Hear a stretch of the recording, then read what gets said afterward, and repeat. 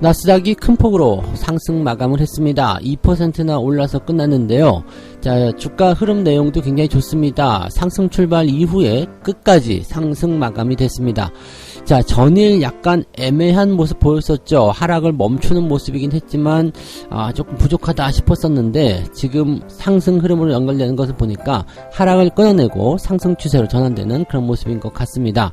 기업들의 실적 발표가 주요한 역할을 했다라고 볼 수 있겠는데요. 이 내용들 자세히 알아보도록 하겠습니다. 정책 수혜주로 반짝 주목을 받았었던 건설주들이 최근에 하락세를 면치 못하고 있습니다. 자, 수혜주라던 건설주들 도대체 왜 떨어지고 있는지 좀 궁금하실 텐데요. 주택 공급이라든지 재건축 관련한 부분에서 시간이 조금 필요하다라는 분석이 나오고 있습니다. 그도 당연할 것이 당장 시작해 한다고 해서 내일 올라갈 것이 아니잖아요. 그래서 그런 부분들인데, 자, 건설주들 왜 하락하고 있는지 알아보도록 하겠고요. 자, 1분기에 세계 수주 1위를 달성한 업종이 있습니다. 바로 조선주인데요. 조선주들의 어떤 부활 이런 것들을 계속적으로 예고를 하고 있는 그런 재료들이 많이 나타나고 있습니다. 다만 조선업 또는 해운업 이런 업종군들은 이제 실적이 좋아지고 또 경기가 제대로 좋아지는 그 시점이 되어야지만이 주가가 상승하기 시작할 겁니다. 시간이 조금 역시 필요한 부분이긴 한데 조선업종들은 어떤 식으로 대응을 해야 되는지, 또 이미 가지고 계신 분들 또는 신규 접근하셔야 되는 분들은 어떻게 보는 게 좋은지 알아보도록 합니다.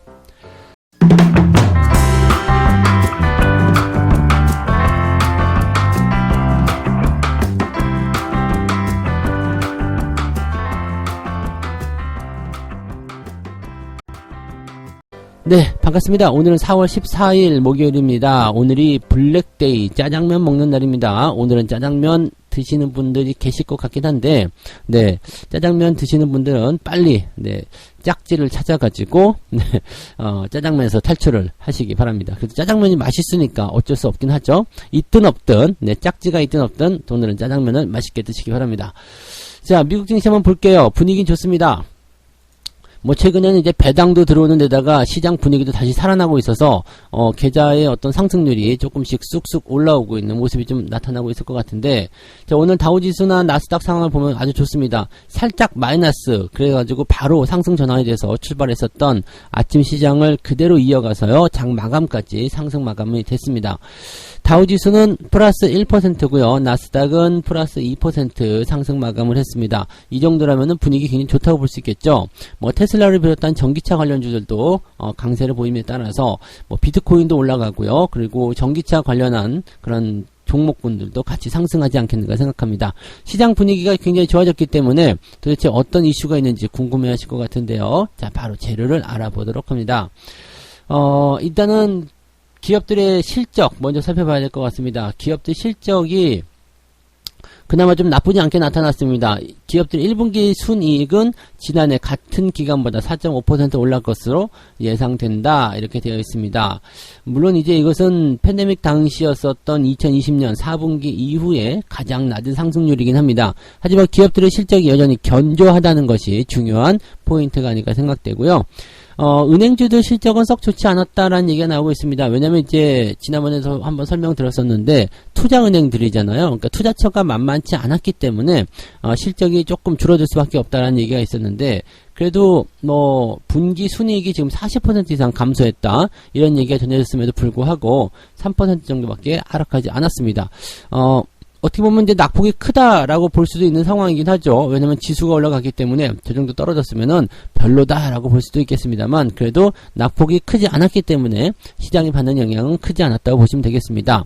반면에 여행주 같은 경우는 굉장히 좋았습니다. 델타항공의 주가가 분기 손실이 발생했음에도 불구하고 2분기에는 항공의 예약 급증이 일어날 것이다 해서 순이익으로 전환될 수 있다. 그렇게 되면 주가가 6%나 올라갔죠. 여행, 항공 이런 쪽 같은 경우는 지속적으로 상승할 수 있는 배경들이 있다고 보시면 되겠습니다. 코로나 상황이 많이 진정이 되고 있고, 또 여행에 대한 그런 수요가 다시 늘어나고 있는 상태이기 때문에 기대감이 또 높아질 수가 있겠죠. 아메리칸 항공 같은 경우도 주가가 10%나 올라갔다는 거 보시면 되겠습니다. 일단 현재 시점에서는 보시면 은행주들 같은 경우는 투자 실적에 대한 부분들이 부담을 줬기 때문에 실적이 좀 안 좋았지만 향후 경기 기대감과 그리고 여행에 대한 어떤 수요 증가 이런 것들이 주가를 끌어올렸다. 즉 지난번 것을 기준으로 한 기업들의 실적은 별론데 앞으로 좋아질 것들에 대한 기준이 상당히 좋았다라고 해서 투자자들의 마음을 좀 이끌었지 않았나 생각됩니다. 자, 그 외에 또 다른 재료들 살펴보게 되시면은 PPI 지표가 발표가 됐습니다. 어제는 CPI, 오늘은 PPI입니다. 어제 CPI는 소비지출, 소비자 물가지수고요. 그 다음에 PPI는 생산자 물가지수입니다. 생산자 물가지수가 올라가게 되면 이제 물건 가격이 올라가기 때문에 소비자 물가도 같이 올라간다고 보시면 되겠는데 어쨌건 이 생산자 물가지표가 지금 11.2% 올랐습니다. 무지막지하게 올라간 거예요. 중국이 얼마 전에 8%대 물가 상승률 기록을 했었죠. 그래서 이 부분도 깜짝 놀랄 수치였는데 지금 10%가 넘는 무려 11%가 나타났다는 것은 상당히 부담스러운 내용이다 보셔야 되겠죠. 전월 대비 상승률도 1.4% 일단 올라가서 시장 예상치를 모두 다 웃도는 모습이 좀 나타났습니다. 이 소비자 물가 지표가 8.5%가 나타나면서 40년 만에 최고치를 경신했었는데 생산자 물가 지표도 역시 올라감에 따라서 이제 금리 인상에 대한 압박이라든지 이런 그 통화 긴축에 대한 부분이 나타날 가능성이 굉장히 높다 이렇게 되어 있어서 부담감이 계속 커지고 있는 상태가 된 것 같습니다.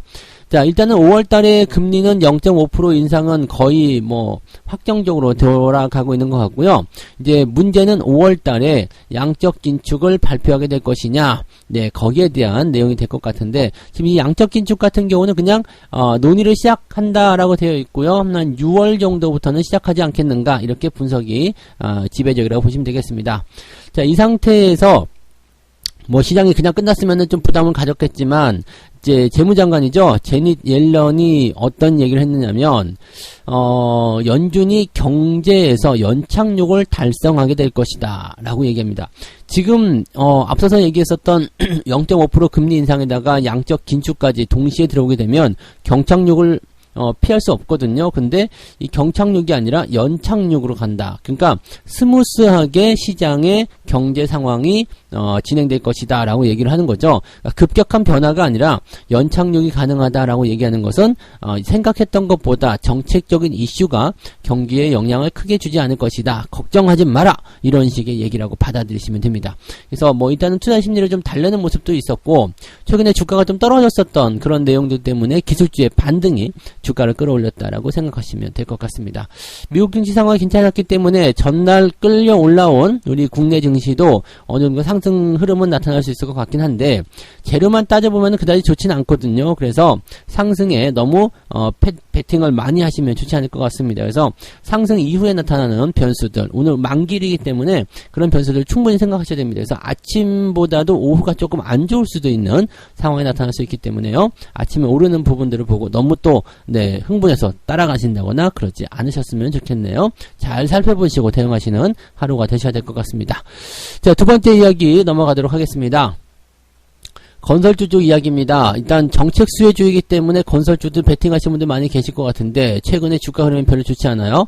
현대건설이 마이너스 8%, GS건설이 마이너스 8%, 대우건설, DL, 전부 다 이제 8%대 이상 하락을 보여줬습니다. 이게 최근 한 달 사이에 벌어진 일인데 한 달 동안에 이제 건설주들 투자했으면 그다지 성적이 좋지 않다라는 이야기가 되는 거죠. 물론 고점 대비 이제 계산된 수치이기 때문에 약간 이제 왜곡되었다 볼 수 있겠습니다만 완전 고점에서 매수하신 분도 있을 것이기 때문에 요 정도 하락이 됐다 이렇게 보시면 되겠습니다. 자, 이런 종목들은요 일단은 그 대선이 끝나고 나서 주택 공급이라든지 재건축 관련한 그런 공약들이 있었기 때문에 수혜를 받게 될 것이다 라는 기대감으로 상승을 했었던 종목들입니다. 즉 상승을 했었던 부분들을 그대로 반납을 시켰다라고 되어 있는데 특히 이제 재건축 단지 같은 경우는 이제 보통 재건축을 할 때는 유명 브랜드를 좀 선호하죠. 그렇기 때문에 대형 건설사들의 주가가 올라갔었다라는 얘기가 있었는데 그 이후에 주가가 좀 떨어집니다. 이 대선 이벤트가 이제 소멸이 된 부분도 있겠고요. 원가 상승에 대한 우려감이 계속 커지고 있다는 것. 이것이 이제 주가가 떨어진 그런 하락의 이유다라고 이야기를 하고 있습니다. 물론 이제 이 정책적인 부분들은 단기로 끝날 것이 아니라 이제 새 정부가 들어오고 나서도 장기적으로 끌고 가야 되는 하나의 어떤 이슈라고 보시면 되겠습니다만, 당장 이제 이루어지지 않는다라는 것이 주가 상승의 그런 발목을 잡았다라고 보시면 되겠죠. 현재로서는 재건축 규제를 완화하더라도요, 네, 조합과의 어떤 그 이견 충돌 이런 게 있을 수밖에 없겠죠. 어떻게 하겠다, 이렇게 하자, 저렇게 하자 등등에 대한 어떤 이견이 다를 수밖에 없습니다. 뭐 서로 간의 어떤 이해관계에 따라서 이런 조건들이 달라지기 때문에 이런 충돌은 어쩔 수가 없는 거고요. 이 충돌에 의하면 재건축 수주가 일단은 실제로는 수년 뒤로 미뤄질 가능성이 있다는 이야기죠. 그러니까 협상이 안 되면 재건축 밀 수가 없다는 이야기니까 그런 부분이 나타날 수밖에 없겠죠. 그래서 지금 증권사 쪽의 분석을 좀 들어보니까 NH투자증권연구원은 지난 20년간 부동산 시장을 좀 살펴봤더니 재건축에 대해서 우호적인 정책이 시행되고 또 그것이 조성이 되더라도 3, 4년 후에 그 효과가 나타났다라고 얘기를 합니다. 그렇기 때문에 이 재건축에 대한 어떤 기대치는 올해는 조금 어렵지 않겠느냐. 그래서 내년이나 내후년부터 가능하지 않을까라고 얘기를 하고 있는 부분입니다. 여기다가 지금 원자재 가격이 계속 급등세를 보이고 있잖아요. 러시아와 우크라이나의 전쟁 상황이 지속되고 있고 물가가 계속 올라가고 있고 이렇게 되어 있기 때문에 실질적으로 이제 공사 비용이 많이 들어간다는 이야기죠. 그러니까 공사 비용이 많이 들어가고 또 시멘트 가격이 엄청나게 올라간 거 아시죠? 그러니까 이런 부분 때문에 원가가 상승하게 되면은 비용이 많이 발생하게 되고 그러면은 재건축을 할 때 돈 이만큼 들어간다. 당신들 이만큼 내시오. 라는 식의 어떤 조건들이 만들어지게 되고 너무 비싸다. 안 된다. 왜 이러냐? 이런 식으로 나올 수도 있는 내용이 좀 되는 거죠.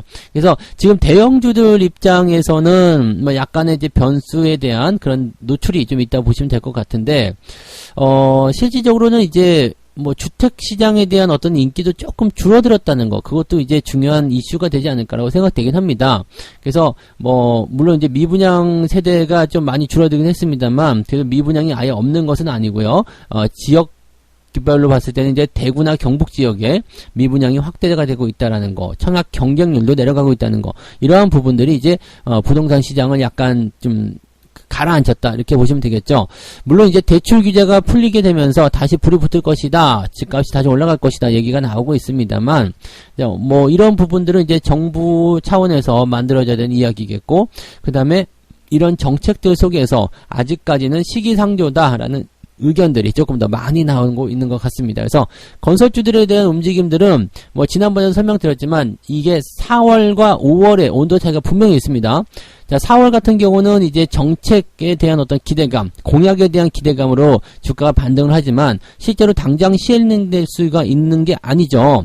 그래서 새 정부가 들어와서 완전하게 이제 정권을 이양받고 난 이후에 여기와 관련된 그런 어떤 정책들이 추진되기 시작하면 그때부터 힘발을 받기 시작하는 겁니다. 그래서 변동성이 계속 나타날 수밖에 없는 거고, 뭐 물론 이제 재건축 시장이 활성화된다거나 뭐 이런 주택 경기가 활성화되는 시점이 몇 년 후가 된다고 하더라도 지금 시점에서 보기에는 조금 이제 빠른 상황이 되지 않겠느냐라고 볼 수가 있는 내용이 되겠죠. 그래서 정책에 대한 기대감을 가지고 이제 그런 것들을 주가에 충분히 반영을 시킨다라면 뭐 1, 2년 후에 뭐 시장이 활성화된다고 하더라도 주가에는 큰 영향은 없을 겁니다. 다만 지금 현재 시점에서는 이제 정책이 제대로 성공적으로 시행이 되느냐, 첫 단추를 깨느냐 안 깨느냐, 뭐 그런 부분에서의 어떤 기대치들이 이제 주가에 반영이 될 것이다 보시면 되겠죠. 다만 지금은 일단은 새로운 정부가 바로 들어온 게 아니기 때문에 시간이 좀 필요하다 이렇게 보시면 되겠습니다.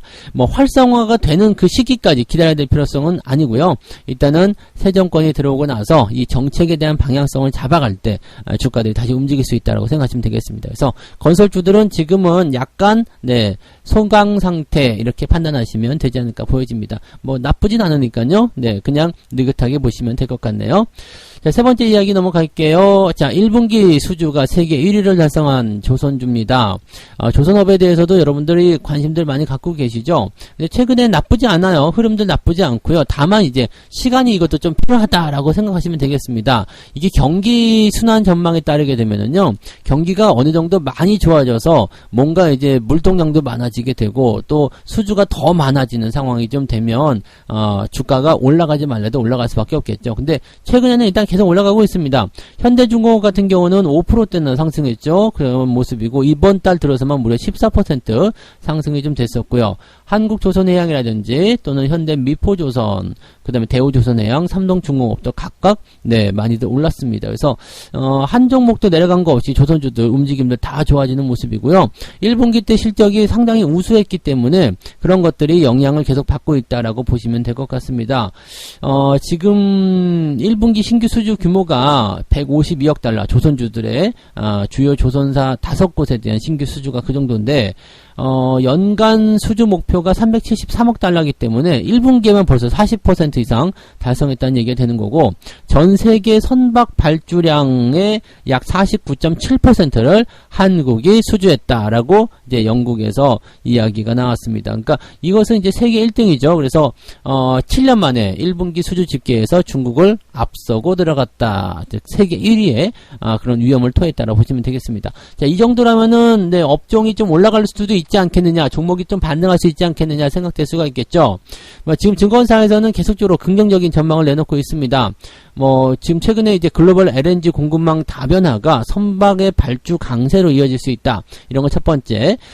그 다음에 연간 수주 목표 달성도 했고, 또 일감도 약 3년치 이상 마련해 놨기 때문에, 현재 시점에서는 도크 일정이 가득 차 있을 만큼, 급할 일이 없다. 그래서 앞으로 지속적으로 성장할 것이다. 라고 되어 있습니다. 그리고 앞으로 이제 오히려 선주사들이 도크의 어떤 지금 비어있는 곳이 없잖아요. 그래서 그 자리를 치고 들어가려면 웃돈을 줘야 될 것이다 라는 얘기가 나오는 겁니다. 그러니까 좋은 이야기들이 계속 나오고 있는 상태인데, 조선업의 특징을 한번 살펴보셔야 됩니다. 조선주, 즉 배를 하나 만드는데 되게 많은 돈이 들어갑니다. 수조 원대의 돈이 들어가기 때문에 그 돈을 일단 지불하는 데까지는 시간이 오래 걸립니다. 일단 지금 당장은 배 만들기 전부터 돈부터 받는 건 아니잖아요. 그래서 어느 정도 선수금을 받는다 치더라도 다 돈을 인도받으려면 배를 다 만들어서 안정적으로 진수를 해가지고 인도를 해줘야지만이 이제 돈이 들어온다. 그리고 인도를 하더라도 그 돈이 바로 들어올지 안 들어올지 또 모르는 거죠. 그러니까 배를 만드는 게 뚝딱뚝딱 해가지고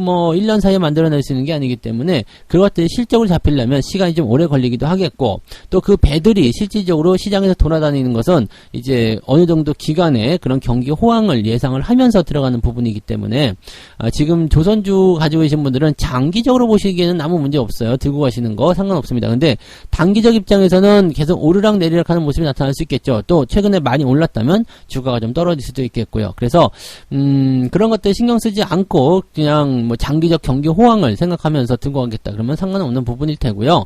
조금 시간이 오래 걸려서 진행이 되어야 될 것이다 라고 판단하시면 됩니다. 신규 접근 같은 경우도 급할 건 없습니다. 그냥 느긋하게 바라보시면서 내가 원하는 가격대에 왔을 때 대응을 하나씩 두 개씩 하시면 되겠고요. 최근처럼 주가가 단기적으로 많이 올랐다 싶으면 따라가기가 조금 껄끄러우실 겁니다. 그래서 그럴 때 들어가시는 것보다는 가격이 조금 낮아질 때 대응하시면 조금 편하지 않을까 생각합니다.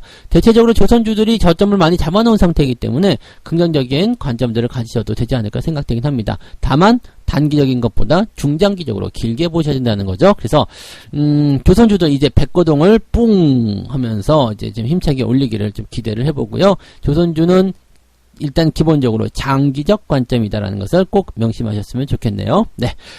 자, 이렇게 해서 오늘 세 가지 이야기 전달을 해드렸습니다. 실적 발표 속에서 나스닥이 2%나 올랐습니다. 좋은 얘기들은 별로 없었습니다만 그래도 기대감들을 가지고 올라갔다라고 보시면 되겠습니다. 투자 심리도 많이 개선이 됐고 기술주의 반등이 우리나라에도 긍정적인 효과를 가져올 것이라 생각됩니다.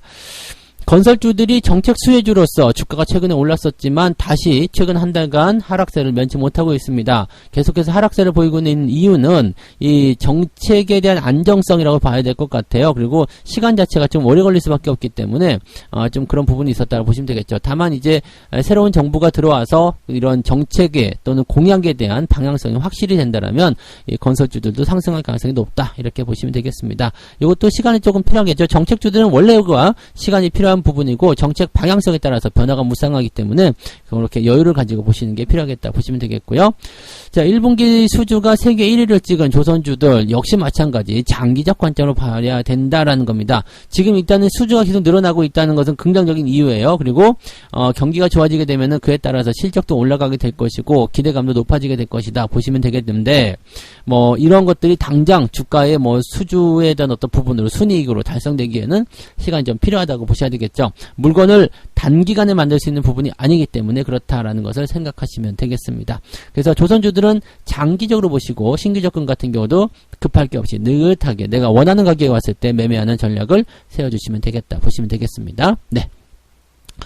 책 한 곡 읽고 마무리하도록 하겠습니다. 헷갈릴 때는 복잡하게 고민할 것 없이 저평가주만 골라서 매입하라. 역사적으로 저평가만큼 고수익을 증명한 투자 지표도 없다. 네. 사실 이 저평가라는 것은 기업 가치를 내가 어느 정도 정확하게 분석을 좀 할 수 있어야 되는데, 뭐 그런 것들은 이제 퍼라든지 PBR, 뭐 실적 지표 등등등을 가지고 분석은 할 수가 있겠죠. 그래서 이 내가 투자하고자 하는 기업의 적정 주가가 어느 위치인지 알아봐야 됩니다. 그래서 이 적정 주가에 대한 부분들을 가지고 현재 위치가 저평가인지 아닌지 또 비빌만한 그런 지지라인대가 가까이 있는지 여부들을 꼼꼼히 살펴보시고 투자하시면 실패 없는 투자가 되실 거라 믿습니다. 자, 어제에 이어서 좋은 분위기 오늘 오전까지는 무조건 이어갈 것 같죠? 그래서 이런 분위기 그대로 타고 오늘 오후까지도 변수 없이 만기일 마무리를 잘 했으면 좋겠습니다. 여러분들 계좌에 또 꽃길이 쫙 펼쳐지는 그날까지 한번 열심히 한번 달려보도록 하죠. 자, 오늘 성공 투자하시고요. 저는 장중시장에서 다시 오겠습니다. 고맙습니다.